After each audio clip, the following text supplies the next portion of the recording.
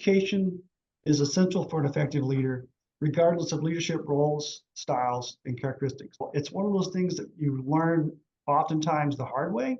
I think in the process of being a leader is how your communication is perceived. And I think some of the challenges that we have today is that you're expected to communicate at all levels to be successful. When I say all levels, you got to communicate with your staff, you got to communicate with faculty members, you got to communicate with deans, you have to communicate with donors, you have to communicate with alumni, you have to communicate with executive administration, everything in the process, and sometimes undergraduates if they're involved in projects or they're trying to solicit information from you. So I think as a leader, you can have all the resources you need. You can have all those characteristics that Steve just explained. You can have well-defined goals. You can have all the support you need across campus. And without the proper communication, your leadership is going to be jeopardized. So that means you have to invest in the process. A good leader will always align their communication with the appropriate avenue. So for instance, if you take the topic of budget cuts, which no one likes to talk about, doing an email on budget cuts to your staff to sit there and say, by the way, we're gonna cut the budget and here's why we're gonna do it, and you're gonna try to explain that in email, good luck, because that is going to be a disaster from the very beginning. That is the wrong vehicle to try to tell people that, by the way, I'm responsible for your budget, but I don't want to tell you to your face that this is what's going to happen. So I think it's very, very important that a good leader aligns their communication at the right avenue.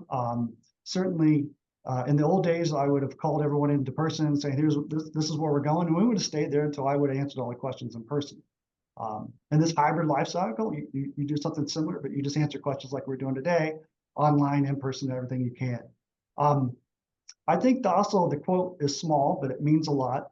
And I've just got a short story to tell about as a leader, you need to create communication networks. And so I had a colleague in the UK that worked at a very prestigious institution there, renowned world-class institution with Nobel laureates in the Department of Physics. And he was having a tough time communicating with them and just having any dialogue at all because research administration was not viewed as being very popular.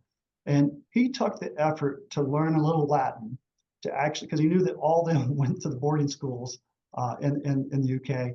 And he took time to learn Latin so he could write on the proposals when they got awarded a note of congratulations in Latin, or if they got rejected, a note of condolences and better luck next time in Latin. They loved that. They turned around and would write notes and judge his research administration in Latin back to him at the time. And why we don't need to learn Latin to be successful as a leader. I think you do need to be prepared to accommodate and adjust to the clients of which you're trying to communicate to. And I think that's very important.